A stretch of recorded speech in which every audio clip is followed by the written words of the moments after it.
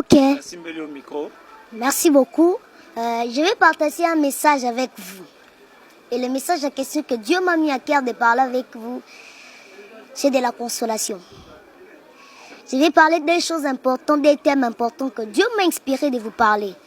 Et la première d'abord, je vais commencer par la consolation. Ne vous inquiétez pas, la Bible déclare ceci dans les livres de Marc. La Bible déclare qu'il y avait une femme de perte de sang.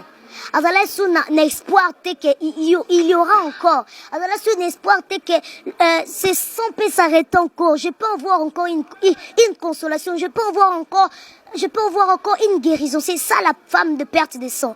Lisez la Bible bien, vous allez voir la femme de perte de sang. Il allait contacter le docteur.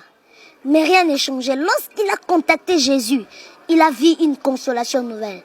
C'est par là que j'aimerais vous dire ceci. N'ayez pas peur. Croyez toujours en Dieu. Priez, jeûnez, marchez dans la crainte de Dieu comme il faut. Car la Bible déclare dans les livres des Proverbes que la crainte de l'Éternel, c'est le commencement de la sagesse. La Bible n'a pas dit que la sagesse, c'est le commencement de la crainte de Dieu. Non, non, non, non. Mais la Bible dit ceci, que la crainte, ça commence d'abord par la crainte de Dieu. Et c'est par là que tu vas recevoir la sagesse. C'est un peu ça. Ayons confiance à Dieu. Ayons confiance à Dieu, car c'est le temps où Dieu doit manifester sa gloire. C'est le temps de la consolation, car tu as beaucoup pleuré. Assez de pleurer, car c'est le temps où Dieu doit te visiter. La femme de perte de sang, plus d'espoir. Mais ce jour-là, il avait réussi sa guérison. Nous allons lire aussi le livre de Jean chapitre 2.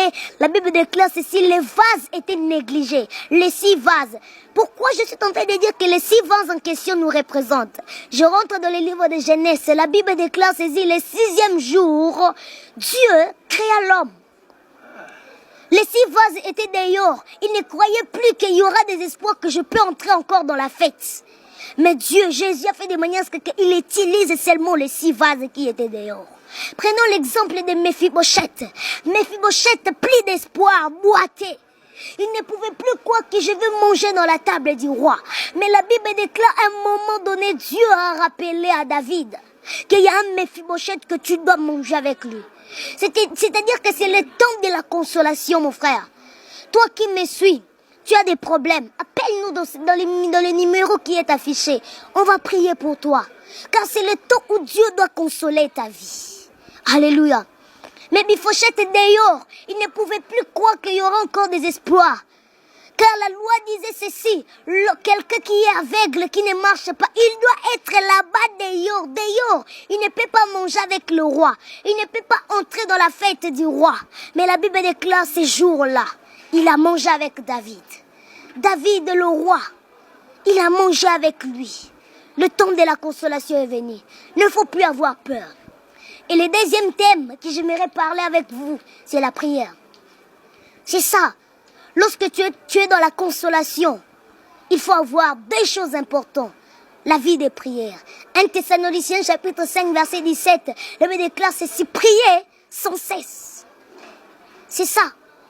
Et la Bible nous présente encore quelque chose que nous pouvons marcher avec eux, c'est la foi. La foi est une ferme assurance de choses qu'on espère, mais une démonstration d'une chose qu'on ne voit même pas. La foi est un petit mot, mais ça peut faire sortir beaucoup de choses. Lorsque tu es dans la consolation, 2 choses importantes, la vie des prières et la foi. C'est ça, les 2 choses importantes. C'est ça les 2 choses importantes. Dès Samuel 24-25 nous dit ceci.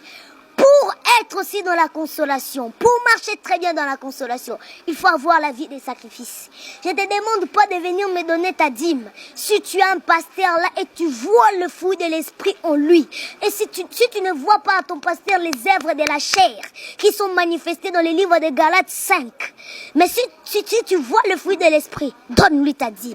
La vie des sacrifices, aider les gens, les armes spirituelles, c'est ça.